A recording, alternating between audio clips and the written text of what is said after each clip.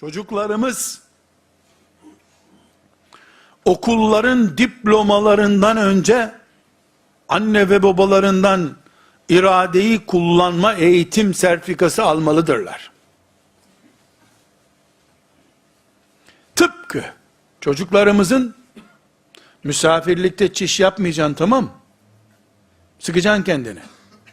Yaparsan da gelip annenin kulağına fısıldayacaksın diye tembihlediğimiz gibi, hayatı çişini tutar gibi misafirlikte ulu orta halının üstüne istediğini yapmasının uygun olmayacağını öğrettiğimiz gibi, bu hayat canın istedikçe şeker tabağına, canın istedikçe pastaya, istediğin zaman buzdolabını açmak, istediğin zaman uyumak, istediğin zaman ayağını tavana kaldırmak şeklinde hayvanca yaşanmayacağını, bu kainatın büyük düzeni içerisinde ancak iradesini kullanabilen insanların Allah'ın iyi kulları olabileceklerini örnekleyerek, öğreterek değil, örnekleyerek eğittiğimiz çocuklar okul görmeseler de Çanakkale'yi Allah'ın izniyle kurtarırlar.